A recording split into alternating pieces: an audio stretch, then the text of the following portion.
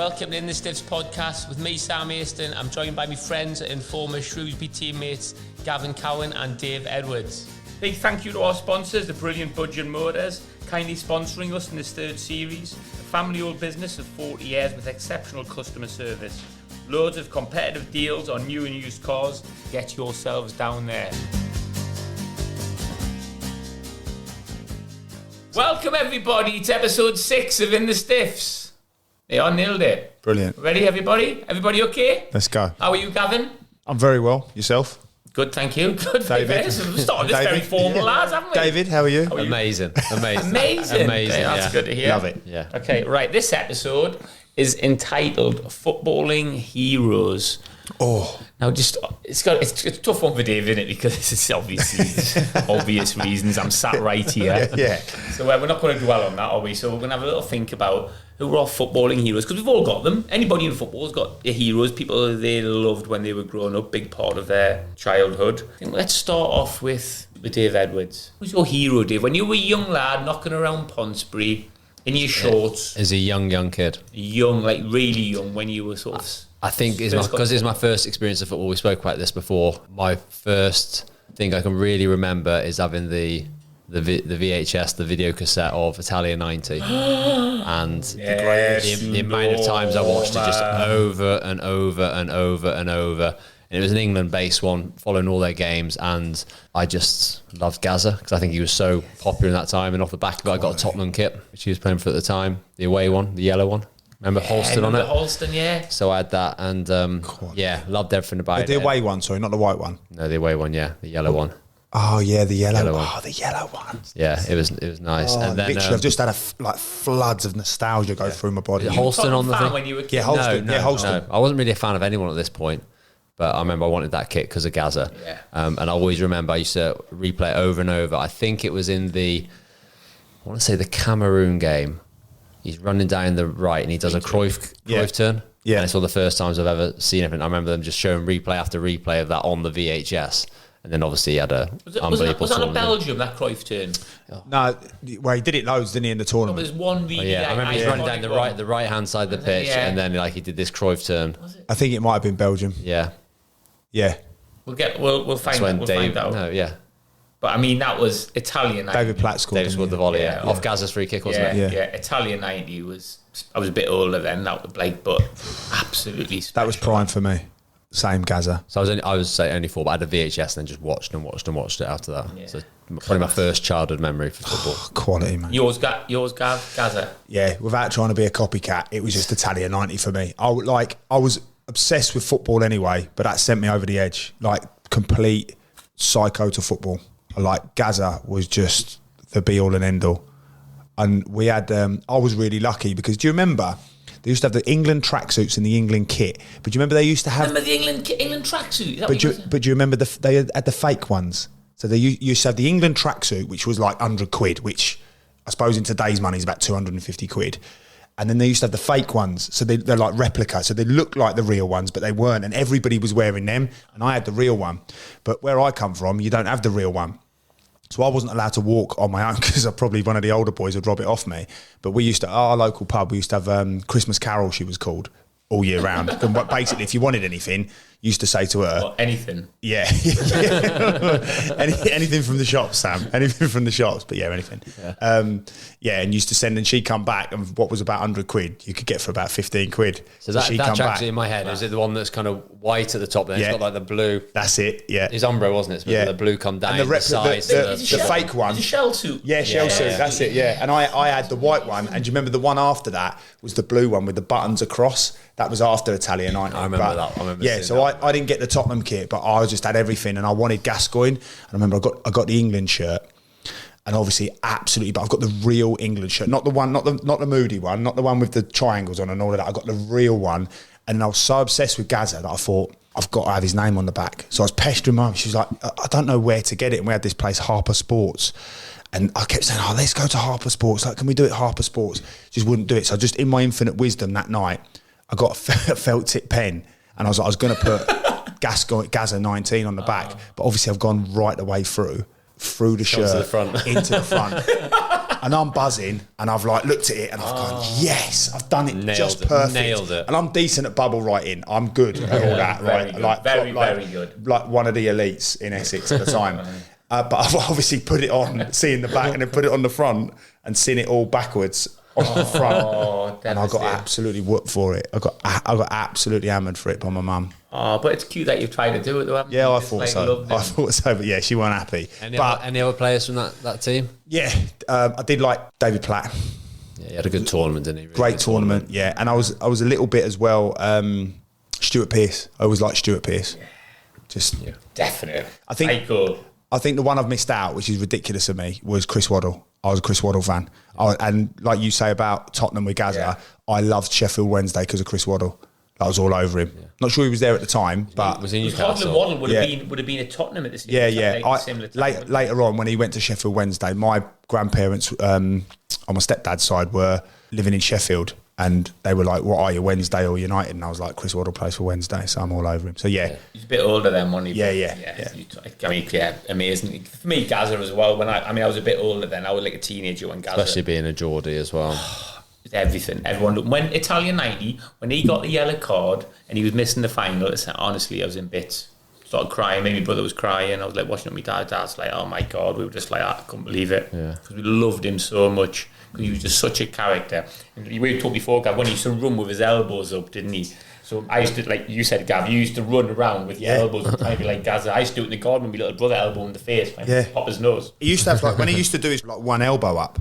So I used to run around for my junior team, and I'd run with my elbow up, and my dad would say, put your elbow down, because I was doing it for show. Yeah. I didn't have my elbow up naturally. I was doing it for show, just like that. He's going, looking awkward. You're hindering your own performance, son. Like, what are you doing? I was just like, that's how I have my elbow. He's like, no, that's how Gazza has his elbow. Gazza in Italian 90. Then Gazza also, he played in Euro 96, and at the time I was probably nearly 20, so I was living in a flat in Newcastle, me and my brother. That is full on Oasis time. Wow. I'm walking around like trying to get my hair like Liam Gallagher, which is very difficult. I never quite pulled that off. No, more like Leo Sayer. Jacket zipped up. Had a little flat in Newcastle, me and my brother. Dangerous. Amazing. Mates used to come around going, oh my God, Sam, you've been burgled. I was like, I haven't. They've wrecked the place. Like, nah, it's fine. We're the best. Didn't have anything. Yeah. You've been robbed. You've been robbed. No, we haven't. Look what they've done in the bathroom. No, they've taken the beds and left the mattress on the floor. Yeah. Look what they've done to their place. No, it's fine. Quality. So you and your brother living in the centre of Newcastle. Yeah. You're 20. Oasis are in full. Yeah, he's 18. Euro 96, amazing. But Italian 90 is the special one, isn't it? Are we going to sing Nessun Dorma or should we wait to the end? Wait till the end. We'll sign off with it. But my one before that, I just mentioned it before, Mirandina. Now, there's only me and Gav, I think, in this room who remember Mirandina. Young lads and clueless. Witz doesn't know it. I was obsessed with him. Mirandina didn't play for Shrewsbury because Witz doesn't know. Yeah. Yeah. We got his name is Mirandina. He's not from Argentina. He's from Brazil. He's in Brill. I can't say that, can I? Because I'm a head teacher. I can't swear.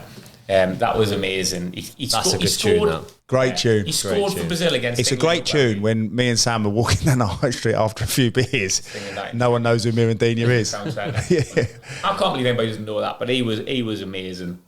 He was quality. One of your childhood heroes. Yeah, and Peter. A bit old. Pedro. I'll come back. I'll come on to Peter Beardsley in a minute because I was a bit older then. Can I confess to something? You know your story on Peter Beardsley when you went to when you were at Sunderland. I'll tell it. I tell everyone that. You've said it on the podcast. Like I tell it on the podcast. Yeah, say it again though. Just so because new listeners, we've got loads of new listeners. Peter Beardsley, like he's had a few difficulties with bits, hasn't he? Whatever happened anyway happened. But when I was a kid, he was sensational. Loved him, and I was a schoolboy in Newcastle, so I must have been probably 16, so would have been like in year 11. And when pre-season training, I was at Newcastle. That's signed for Newcastle. And pre-season training, we all joined in, like Kevin Keegan's, like all the first team, all the the YTs, and forget that. I would have been 70, so I'd have been like the same as the first year YT, but I stayed at school. So we all trained together. So I said, everybody get a part of the stretch. So everybody just went off in their little groups, and Peter Beardsley, who's the Newcastle superstar, just went, I'll stretch off for you, mate. So I'm stood there, my first day of pre-season, like same age as the first year at YT, stretching off with Peter Beardsley. I couldn't believe it. Like I just thought, what an unbelievable lad. He's like just pulled me just to make my day. He was amazing. I always remember what you said. He said he went. So, don't be disrespectful. No, sorry. That's what he said, though. That's what he said. Then, right? So then, like, buzzing, like, I was like, oh, that is Pedro, me mate. So then, 2 years later... This is the best bit. 2 years later, I'd signed for Sunderland. I was a first-year pro at Sunderland, and we played Newcastle away in their youth team. I've gone in there with all the Sunderland lads, got off the bus at Newcastle. Peter Beardsley's walking out. There's like 20 of us all walking in. Peter Beardsley's gone, Sam! And shouted at me like that, like giving me like a thumbs up and that or whatever like that. And you were with all your mates? With all the Sunderland lads as well. I was like, Pedro. I'm like, yeah, give us a yard, Pedro. I'm with the lads, like, flipping heck, Pedro. That's quality. I'll catch you later. Send a text later. I just thought he was an absolute class act. Loved him. That's class. Do you remember? I've got one, the opposite end of the spectrum to that, where my heart was broken. Ready? So, never meet heroes. So you understand when I say who it was. So, you know, when you're younger and you're being cited by loads of academies and that, and your mum and dad get the card, don't they? So-and-so want to sign you on that. Well, one of them was Norwich. So we were considering Norwich, or my mum and dad was considering me going to Norwich. So what they do is they invite you to a game on a Saturday, and obviously they get you in the players' lounge and you have a meal before the game, and they really try I didn't know any of that. Yeah, so they really try and lay it on thick for you to sign. So obviously, like, I was buzzing, and like we went to about 3 or 4 of them, but Norwich was one of them, and we went up into the players' lounge, and Tony Adams was suspended, and we walked into and I loved him. Like, obviously by this time now, I'd scored 100 goals in my first season as a striker, then sort of not a lot in the second, and then found myself in midfield and slowly had moved my way back to centre half. Was thinking it'd probably be goalkeeper next, but centre halves were on my agenda now. And he was there, and he had his back to me, and I remember he turned round, and as he turned round, he had his fingers on a cigarette, and he was smoking. And obviously, being a young lad, just being taught to live a clean life, do it right, and he was smoking. I thought, oh, it got me. Obviously, he's not a bad person, and obviously, like, you know, he's probably suspended, and football was very different back then, wasn't it, to today? today? For the English lads to smoke, though, because when I don't know if you experienced this, Dave, you probably didn't, you a bit later, but like when I was at Sunderland, we had when we had the cup, we had Eric Roy, we had Lionel Perez, like French lads would all smoke. Yeah. That was just part of Eastern European as well. But then there wasn't a lot. There wasn't a lot of foreign players in the game at that time, and Tony Adams was still in his prime, and he turned around, he was smoking. And was that part of the English football? Nah, definitely wasn't. But he was a boozer, wasn't he? He was a boozer, and I was like, oh, it got me a little bit. I still loved him, but broke my heart a little bit. We had Nenad Milius at Wolves. Used to smoke quite a bit. Did he? But unbelievable. Just shows you that as much as you want to look after yourself, if you've got the ability, it doesn't matter as much. He was an absolute baller.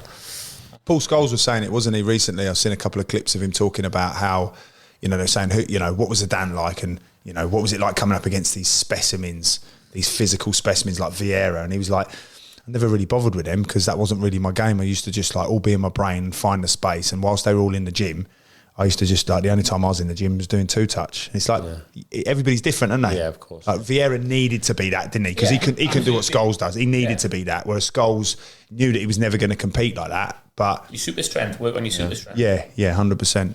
Spoken about before, haven't we? As you got a bit older then, Dave, so you had Gazza as a youngster. When you got a bit older, like teenagers, starting to become a good footballer, who was your heroes then? I had 2 really. One that a lot of people wouldn't know, Wits will know him.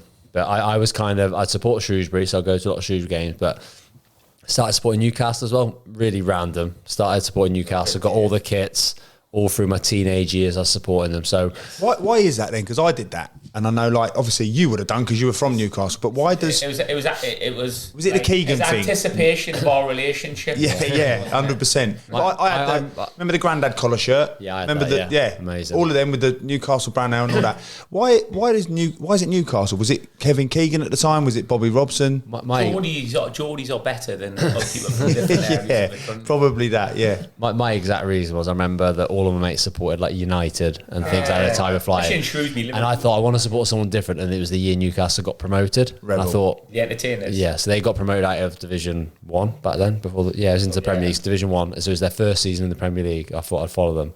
And then it took off for them. So I was so lucky, like through the late 90s. And everybody. Exactly. But then from when I was starting to learn more about football. Beresford. Yeah.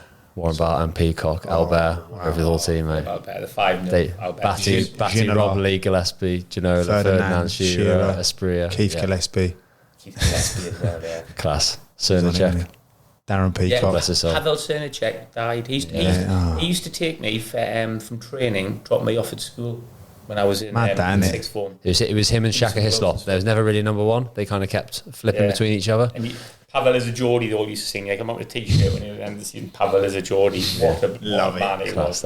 Nicest man you'll ever meet. So briefly, the Shrewsbury player I used to really like was a guy called Richard Scott. He'd be before your time, Sam, wouldn't he? Richard Scott. He's a midfielder, but I was kind of... They used to call him Hughesy. That's him, yeah. Wits or no, but he's a midfielder, box-to-box midfielder, and I was already at that age, I knew that's the type of player I wanted to be.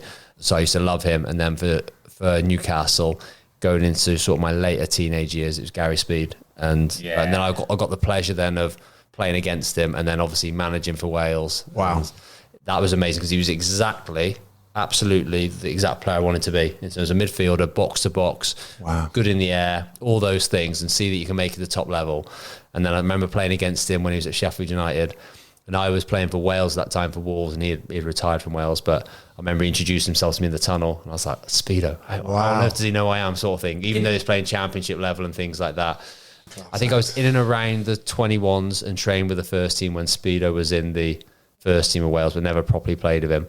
And then obviously he becomes manager and he calls you up. So he picked. So what was that going? Tell me that first phone call. Did he ring you to pick you? No, because he kind of took over from John Toshak, and then it was just as normal. Then you get a squad announcement, you go in. He for what Wales, I know. Does he not ring you to see you in the team? No, you just get the squad announcement, and then you're there. How do you get the squad announcement? You just get a message off one of the guys from the FAW saying you've been selected and all the details.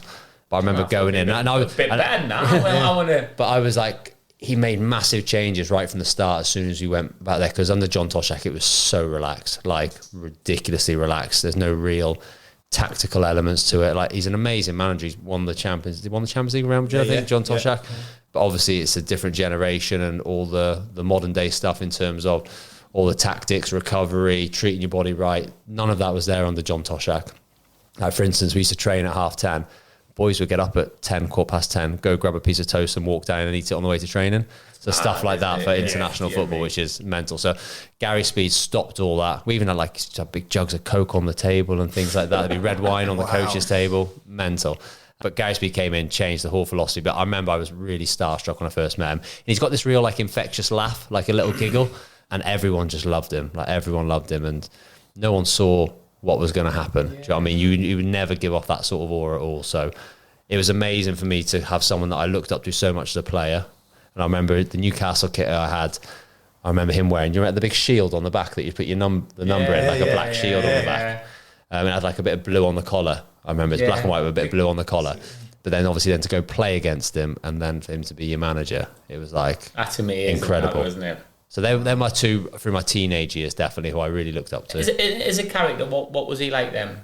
Just like I said, just like he had that infectious laugh. He was like very happy-go-lucky, always having a laugh and things like that. But then when it was time to work and meetings and that, he was so focused. He seemed to have really good balance in the way he did. And he had good people around him in terms of his coaching staff and things like that. They brought out the best of him, But yeah, he was amazing. And he transformed Wales. Like Chris Coleman then took it to the next level. I'm very confident Gary Speed would have done that as well if he'd still be around and still been in charge.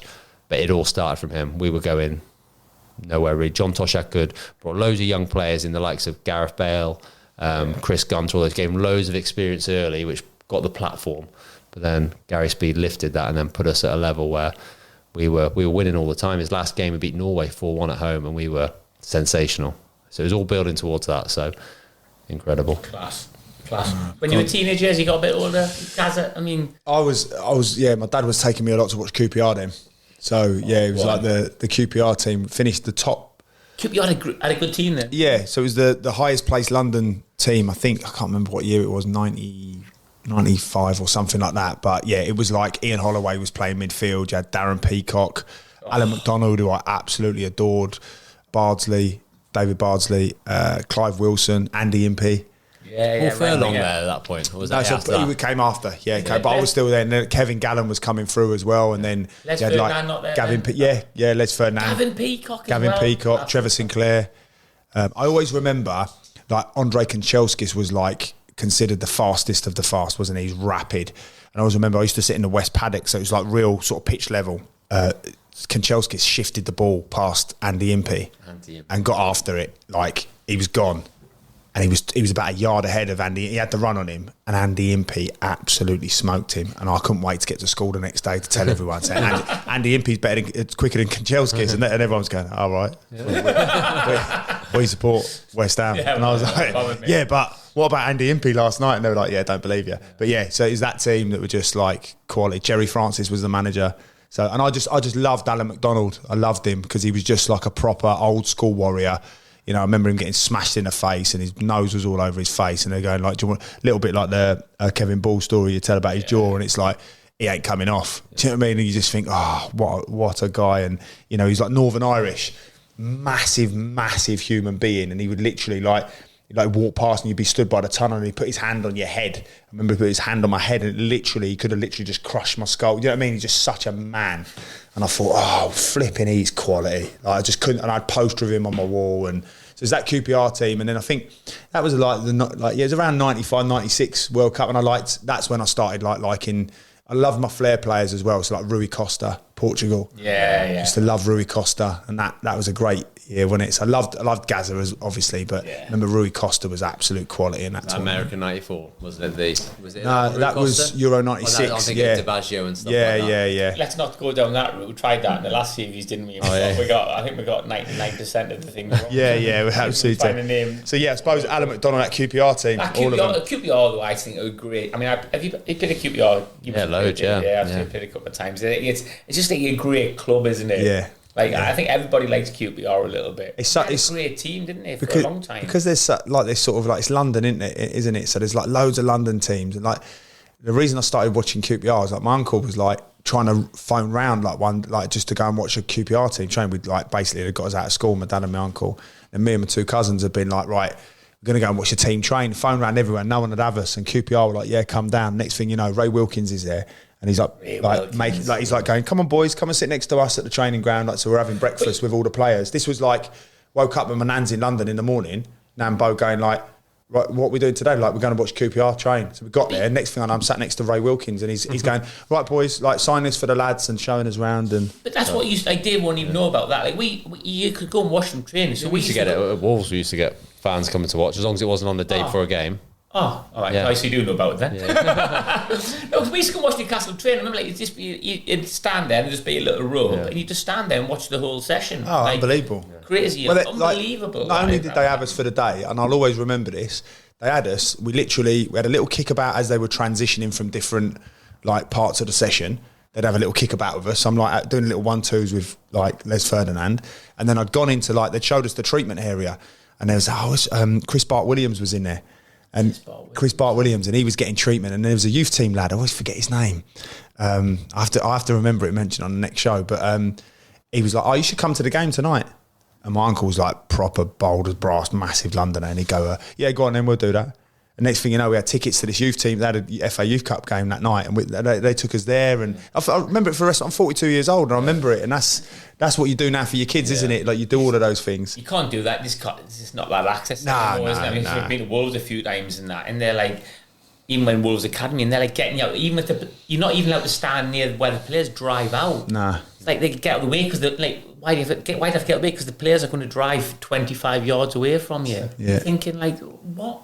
Why? Yeah. I know everybody's got their phones now and everybody's looking for a story or trying to cause problems, but it's mad. Not the same. But do you remember the story I told you about? Like, obviously, like grew up in Colchester, and we got a phone call about Newcastle coming, and they were playing something like 3 games in 5 days in London, and they were playing Crystal Palace. I remember Crystal Palace was being the one after.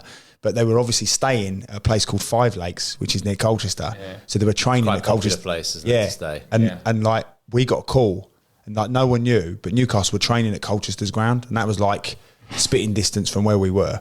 So we went down there. I remember it was snowing, and like I was like, as it like mum and dad got us out of school, and I was like, what are we doing? Like, it's going to be a surprise. Next thing I know, Shaka Hislop gets off the coach. And he's like, all right, boys. And then we just sat in a stand. There was no one there. We were probably one of about 10 people. And we watched Les Ferdinand come out and Shaka Hislop, David Batty, and they're all just going, I'm going, all right. And then like... Class. Yeah. That's what's amazing though, isn't it? You know, like, you don't, and I think what you don't realise as a player, you can absolutely, like, you remember that now. Yeah.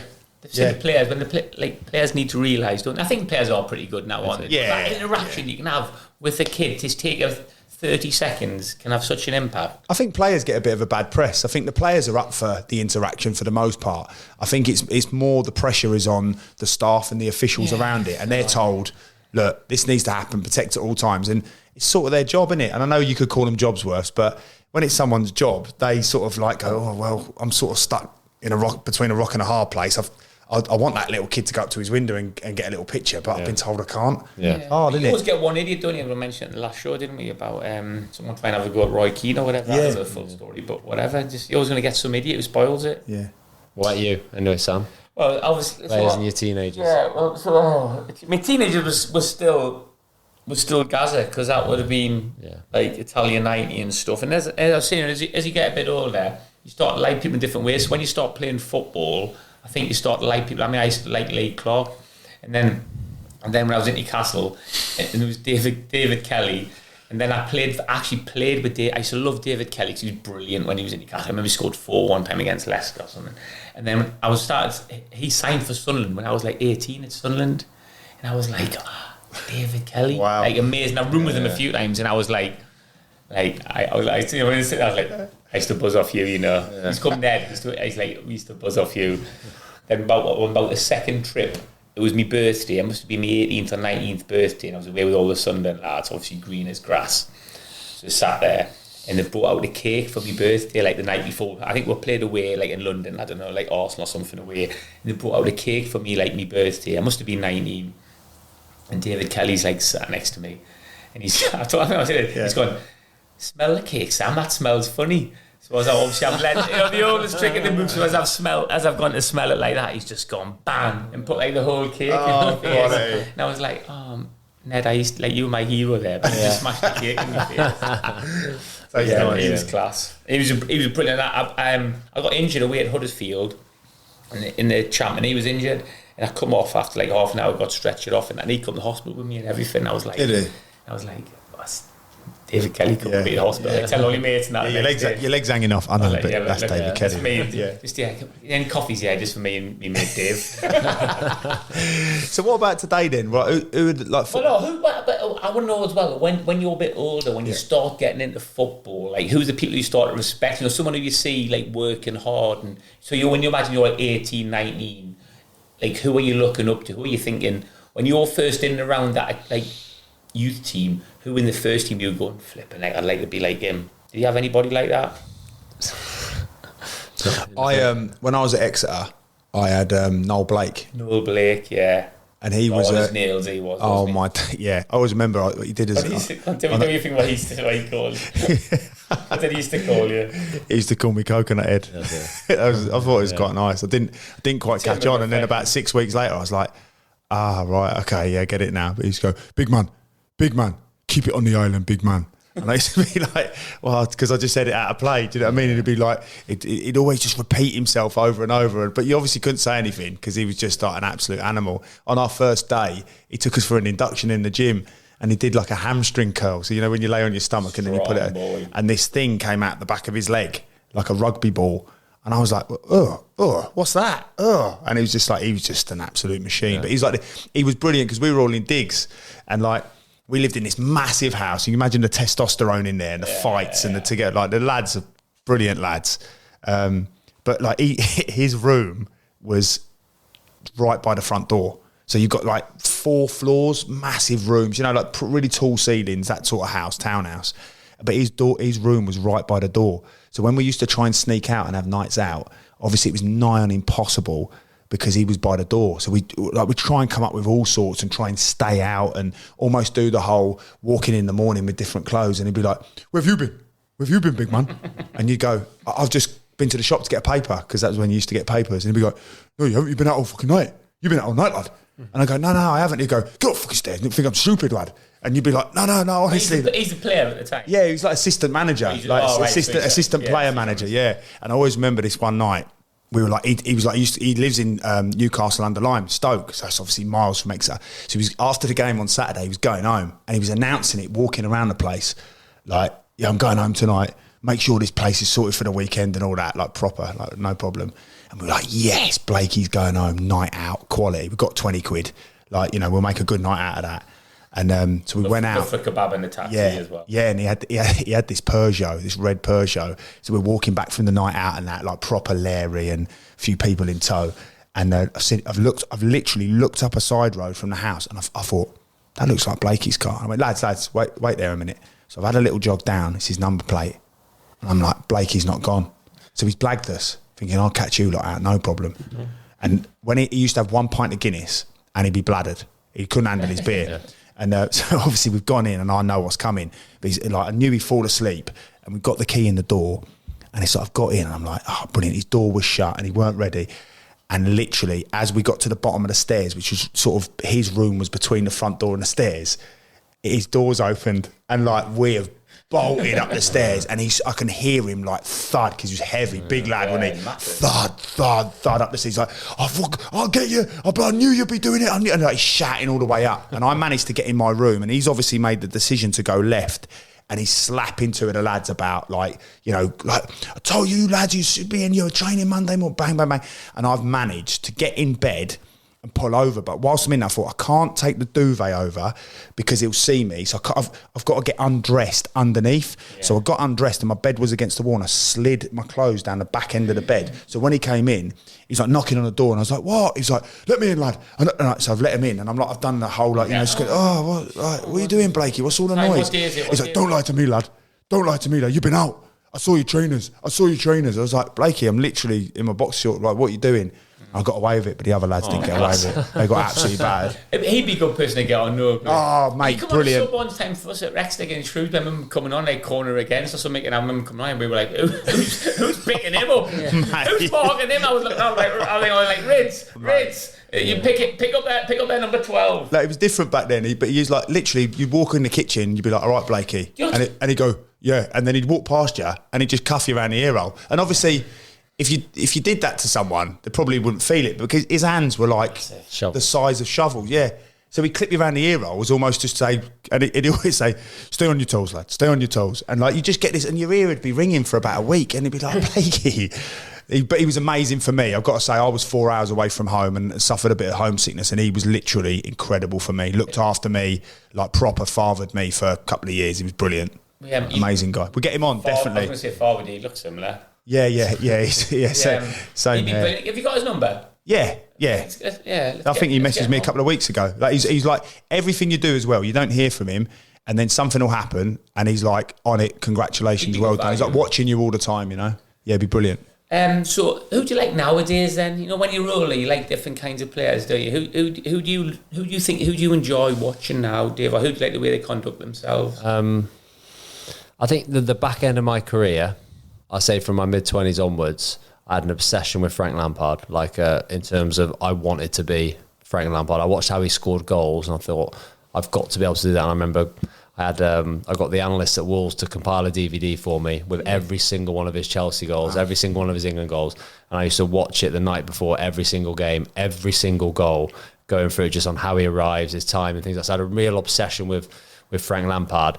And I think now I've come out of the game and I look back on sort of how good people were, I think I've just got to look at Messi, and I just think, like, what he's done. When someone's current, which he probably still is, isn't he? Because he's still playing just in the MLS. But you look how good he's been over the last 15, 20 years. Maybe not quite 20, 15 years. 15. It's just been absolutely insane. The numbers he hits season on season on season. And I think that an interesting thing from a guy called Scott Minto, who used to represent Chelsea. He was doing an interview on Talk Sport last week, and he was saying that he covered La Liga for 4 years, doing like Revista de Liga on Sky and stuff like that. And he was saying that when Ronaldo came over from Real Madrid, there's no way he could compete with Messi numbers wise, the way he was playing. So he had to transform his game just to be a box player. That was his whole thing. So he used to be a left winger or a right winger. Yeah. He transformed himself to a box player just to get those numbers to compete with Messi. Messi still got those numbers, but he was still influenced the game all over the pitch. Yeah. And I just think that he's going to go down, I think, the greatest of all time. I think he's obviously it's hard in generations, isn't it? Yeah. But what a fabulous footballer. And I think when you're in it in the moment, and you can take it for granted, but as soon as he retires properly, then I think everyone will appreciate too. It's absolutely the case. Like, people will take it for granted. Yeah. I'm like, the way you are there, I'm all over it. Absolutely Messi. But I can't believe people aren't the same with Ronaldo.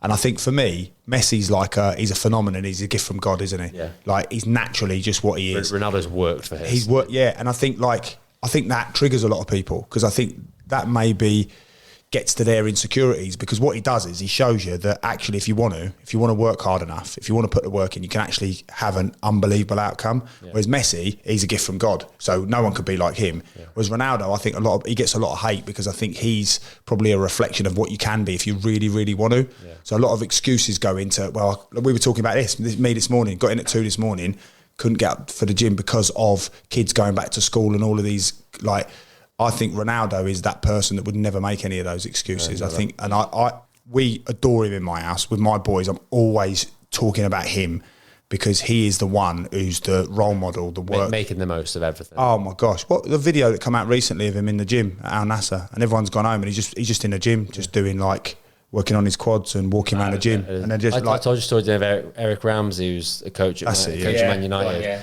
and he was saying that they played away in Spain in the Champions League last year. The Champions League? Europa League? They played away anyway. They stayed over that night, did a cool down in Spain the next morning, then they came back to the training ground about 3 o'clock, got to Carrington, and he said, obviously, everyone gets back on the plane, bus to Carrington, everyone goes home. Eric Ramsey's doing some analysis stuff for the Saturday. So he's up in his office doing that with a few of the coaches, comes back down at 6. And Ronaldo's still there. So everyone goes straight home as soon as they land there. Ronaldo goes straight to the gym and he's doing stuff. And this is why in my house, he's revered as the best. Yeah. Like I say to my kid, like, he is. And I even look at now, like, getting released from Man United. At the time, I didn't agree with it, and I think, like, we had words about it, didn't we? And I still think if he come back now, he'd do well in the Premier League. Yeah. I think he's unreal. Well, this is again when he's probably 36 years old. He's doing this. Do you know what I mean? It's not like he's 22. Literally, video come out last week of him at Al Nassr gym, and he's just doing the same. He's got nothing to prove that at all, is he? No, he could just. He's obsessed with elite mentality. To be that good at something, like, you've got to be obsessed, haven't you? It's like Gerrard talked about. He said when he used to go train at Liverpool, he said he'd drive.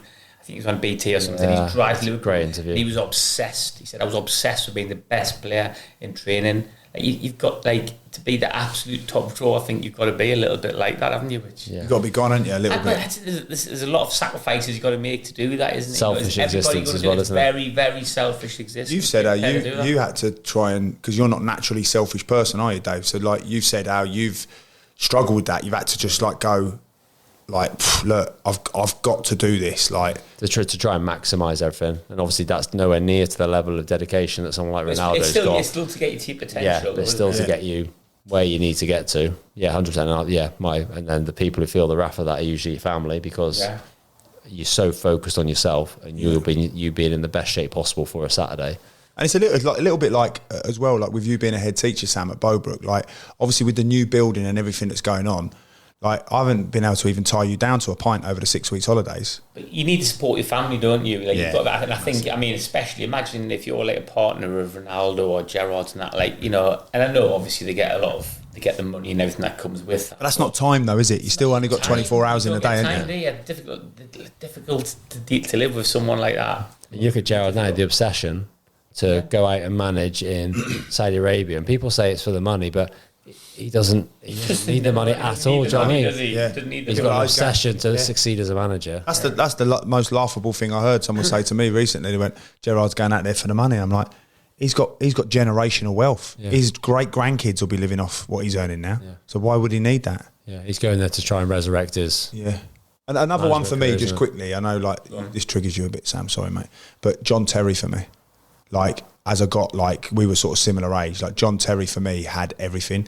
Like, he was that warrior of what I saw in Adam McDonald, but I couldn't believe how good he was.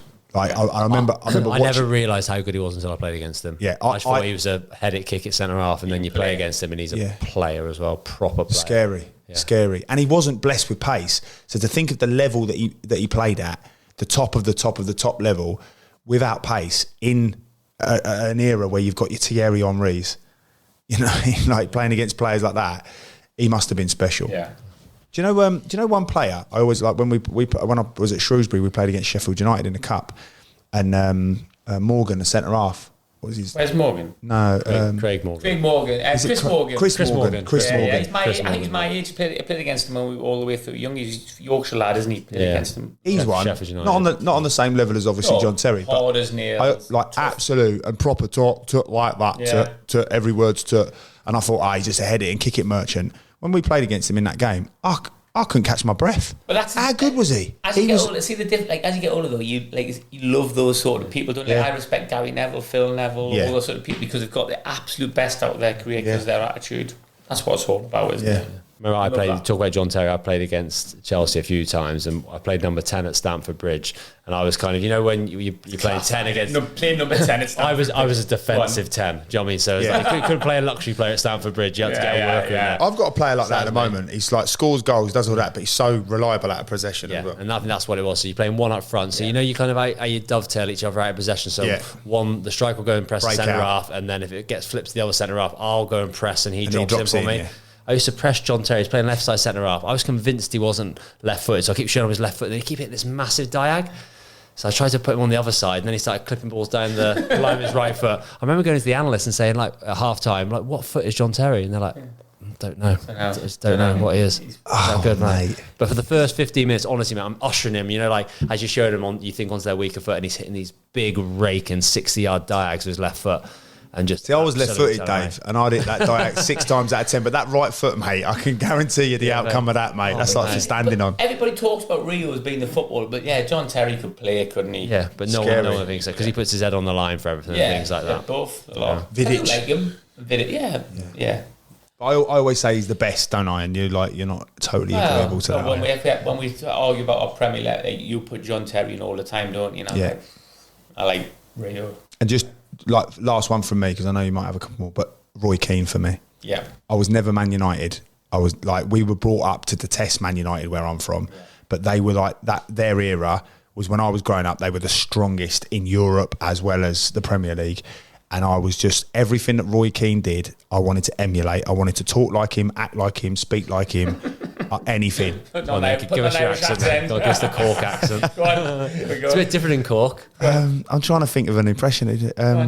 What's soft? It's quite soft, isn't it? Like from West Island. It's just your job, like. It's very good. No, that was Scouse. That was Scouse. Sorry. Very good. That was. That's decent. He's obsessed, isn't he? He's obsessed again, isn't he? Yeah, totally insane to it, isn't he? Like standards. Like when you think elite mentality, can you think of many people in terms of like not just himself but collectively for the team have got an elite mentality like that? Love that. I can't put anyone above him. Have you got another? You got another line of West Irish? I'm just trying to think. Talk amongst yourself, and I'll just come out of it. I'll come out of it. So to sum up, when we're young, you like someone who's exciting, someone with a bit of flair, someone don't you who excites you. As you get older, you start to sort of do me a favour. you start when you get to our age, you're like anybody who like people who are obsessed to work for because you know the sacrifices you have to make when you got families. Yeah, I think we can sum that up like that. Yeah, we've got time for any questions. It worked well, I thought, in the last episode we did about a guest. Didn't we? That was good. That was so. I like the questions. Please keep on sending us in questions. Right, we've got one from Lee Bully. Biggest practical jokes that have been played on you or you have been part of. Who wants to kick us off with that? I think of a couple. Go on. There's a few, like, obviously we had some at Sunderland, which like I was a victim of because you're a young lad, aren't you? So I'll come on to them in a bit. Obviously Luke Rogers, he had a few, so we had a little spell. Whereas what Luke used to do was he'd put an advert in the paper. So this is what he did. So this one was directly to me. He's put an advert in the Shropshire Star selling a white van, a brand new or a 1 year old, like £800, like, ring this number, or nearest offer, ring this number, put my number in. So, like, at the start of the day, I just had a phone call. Hi, mate, have you got that white? I was like, no, sorry, mate, you got the wrong number. And that happened again about 15 minutes later. And I was like, weird. I was like, no, mate, you already rang me. He's like, I haven't. Throughout the day, I just kept getting loads of people ringing me all day, asking me if I'm still selling this white van. So then he'd done that and he loved it and he was telling everybody. So he progressed from that. Then he started ordering skips to people's houses. So he would get skips dropped off. So then he escalated it again to one of his mates. So he ordered a clown. So he ordered a clown. So a clown turned up at one of his mates' houses, one of the lads. The clown's got there and he's like, "Hiya, mate, I'm here." He obviously full on face painted and all that with balloons and that. I'm whatever he's called with the clown.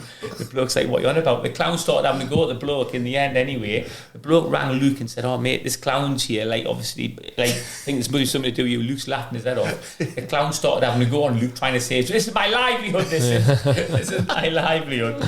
Cool. So then trying to get Luke back. Luke used to come Shrewsbury Train in mad cars. He'd come in a Ferrari Spider once. Then he got this X5. So he parked up the X5, you know, like near Abbey Foregate, where like the old game meadow. But he's left his window open a little bit. Like, you can't leave your window open. That's the one he I left his had. window open. So we've gone round to Rod's shop. We must have bought like 50 Shropshire Stars, the lads, and we've just stood there for about half an hour, ripping them all up and pushing them all through his window. So obviously when he's opened the door, it's just full of like little cuttings from Shropshire Stars. I used to do stuff like that. Our similar one was Ben Hurd at Shrewsbury. Ben Hurd had been winding Steve Leslie up, and Lesbo at the time had, like, he's got short fuse anyway, he's got that Scottish mentality, and he'd been winding him up, and Lesbo had proper like lost it and gone for him, and we'd all had to jump on him and all that. And Ben Hurd was like that type, wasn't he, like, just to try and wind you up and then chip off, like, when everyone else has to pick up the pieces. But he'd had a walk into town or something, left his car in the car park at the gym. Remember Fitness First, where Morris Lubricants is now, and he left his window open, but outside the gym, you know that it's like that. It's like a bush that's got all the sticky stuff on it with the little balls and stuff like that. Yeah. Lesbo spent at least an hour and a half, and I was going, mate, I think that's enough now. Like, and he literally, his whole car was full up of all this stuff, and I was like, literally, I'd gone back in and gone, "Oh, brilliant, mate." Then come out again and gone, "Mate, I think you've done enough there." He's like, he just wouldn't let it go. And then I was in the gym for about an hour and a half, obviously sauna and jacuzzi, and as I come out, he'd literally filled the whole car up, and Ben Hurd was like absolutely spewing. They're the ones who I like, where there's so much effort gone into it. We once took off Ian Dunbavin's wheel and hit it in the training ground. Like, hit it in the training ground. That's a lot of effort, like that. isn't it? Yeah, just where you go to the ridiculous. That's a graft, that where is, you're as well. doing it, you're thinking, is this worth the effort for the laugh? Yeah. Ben Hurd, like, I was away and I'd asked him to go and like let the dog out. So he's like, "Yeah, I let the dog out and all that." I was away for the day, but he'd gone in and he got, you know, them like real strong, horrible air fresheners like you have like in a pub toilet. He'd got them and he'd put them under my stairs to the whole house, and like we just couldn't find them anywhere. Absolutely fuming. So I thought, right, okay. So I'm thinking about the dog, and I thought, right, okay. And he was like, I'd been left out of the squad, so the team had gone off, and I didn't have to travel. So I thought, right, whatever then, no problem. So he'd gone off and he said, "Oh, will you let the dog out?" I was like, "Yeah, no problem." So I let the dog out, and he didn't leave the key. So I was like, I phoned him. I'm like, "I can't, because he's not left the key." "Oh, don't worry about it." So I was thinking, all right, well, if he knows I can't get in there. So I'd gone home and like, I'd obviously, for a while, I'd been planning it. I'd been collecting the dog mess. So I went and I just literally posted in the bags, in my defence, in the bags. I'd been posting it all through his letterbox. Terrible. But I was very young, Dave, posting it all through the letterbox, and he'd leave all of his shoes outside the door. So just putting his poo bags all in his shoes and all of that. And he was like, "Mate, I'm absolutely fuming." I was like, "Oh, mate, that's a disgrace." And probably if he listens to this now, he probably realise now it was me. We all, like, that used to be standard part of the dressing room, like, cutting up, like, if somebody was injured, you just thought, like, if it was one of the lads who you knew was a bit naughty, you'd think, "Oh, nightmare." You just come in there and put your socks or your stuff would be in the wash or whatever it was, like that. That was just like bog standard banter. We went to Cardiff once. Greg Rioch had his room obviously you couldn't let anybody get your room key. Got his room key, took every single item out of his hotel. So they took the bed, the pillows, everything. So he's come in his room and there's just like nothing in his room, like just the curtains. And it must have took us like 2 hours. And then like you just had to put it all back. But you just like for that 5 minutes of a laugh with the lads. We used to do that all the time we used to live in digs at Shrewsbury as the young lads, and we all lived there, all lived at the college, all the same place. And if somebody had gone out and left their door on the latch, they'd come back and their room would be completely made up, but like in the field next to it. Do you know what I mean? Like exactly how it was in the room. Exactly, yeah. But in the field, like the window. We did that a couple Do of the times. lads still do all that now, do you think? I don't know. I don't hear a lot about it, but yeah, we used to do all that as well. When we used to go on away trips, and like the woman would be like, room 2-1, I'd be like, shh, don't, please don't say what, please don't say what room in, because you know everything's getting stuck on your room. And then someone would come down, like when you went for a walk, someone would go, I forgot my key, I'm room 213, and they just go and do whatever. Like some horrible ones. Like we had a couple at Shrewsbury, like Dunbarton and that, it was like dirty, like filthy, you know, things that used to do on school. We got done. We had Halifax away when I was at I think it was Canvey, and I was rooming with Ollie Buquez, and we had absolute schoolboy. We'd gone down for dinner, and obviously, you know, the key, I had like the real long bit of like wood against it, so I just put it on the table. So I've then got up, it's like a buffet type dinner the night before the game in the hotel, and one of the lads has swiped it, gone straight up to our room, filled the bath up, and everything's gone in the bath. Standard, all of our clothes, everything just floated in the bath. Standard. Absolutely devastated. So obviously when I found out, well, I won't tell you what presided after that, because obviously I had to get my own back. But it basically, once we got our own back, we ended up we'd been summoned to the room by the manager at 11 o'clock at night, who basically actually bollocked us all, and I took the floor for it, and wasn't in the squad the next day. Nightmare. Yeah. It definitely doesn't go on like that anymore. Definitely doesn't. Like it got more and more harmless. I remember always on Wales trips, the lads would kind of get the bins, fill it up with ice water, and lead it against the door. So as soon as you open the door, it just comes crashing in. Yeah, brilliant. The little things like just annoying though, isn't it? Just a little. That's all the little things like that. Tedious but brilliant. I love that. Right, keep sending your questions in. We'll try and answer as many questions as we can. We'll give you a shout on the podcast as well. Thank you very much. Enjoy that one, lads. Football and heroes. Yeah, love it. The nostalgia for me. I like that. I like talking about like those sort of Italian 90 days. I don't know whether that's suitable for our young listeners, but they were the best times in football. They were. That's the best tournament in my lifetime. I think it's because it wasn't as accessible football to watch. Absolutely, it all comes along. I had one VHS which I would watch and watch and watch, whereas that wouldn't happen nowadays. We like if you didn't watch it, you'd maybe get that. I couldn't stay up as late for the highlights because they were like 11:30. You can't rewatch them. Can't rewatch it. No, there's no highlights. There's no YouTube. There's no like looking back at it. You have to be there, right there. Like now, I say to my boys like, watch match of the day, lads, and they're like, I've seen the goals. I'm like, what do you mean? It's like 6 o'clock, and they're like, yeah, watched them all on. I'd love to. There's any podcasts out there where they talk about those old World Cups, and I'd love to listen to that. Yeah, we should do. Should be us. A little spin-off. Yeah, a bit mixed up with years, though, don't we? Yeah, we'll try and do a little bit more research. Anybody listen to us in Series 2, and I was like. That was the worst episode ever. I liked it. Zidane got played the tournament in like 2019 or something like that. Yeah, in 2000 he was 4. Yeah, I liked it. That was my favourite. Right, thanks so much for listening. Another thank you to Budgeon Motors, best car dealership in Shropshire. Looks after the lads. Get yourself down there. Best in the world. Sorry, best in the world. Best. Yeah. That's escalated. We're talking about World Cups and that. I'm just like feeling so nostalgic and emotional. I'm just like someone's had their Tesla delivered, didn't they? Yeah. Someone's waiting for you clear. Someone's got a Tesla with Cowan drives with Budgeon Motors on the side of it. Harrison. Right, thanks very much for listening, everybody. Keep finding your questions. Keep sharing our episodes. Keep giving us some feedback. Unless it's negative, if it's negative, keep it to yourself. In the Stiffs with Budgeon Motors. Budgeon Motors are on Stafford Park in Telford and Featherbed Lane in Shrewsbury. For all your car needs, contact Budgeon now.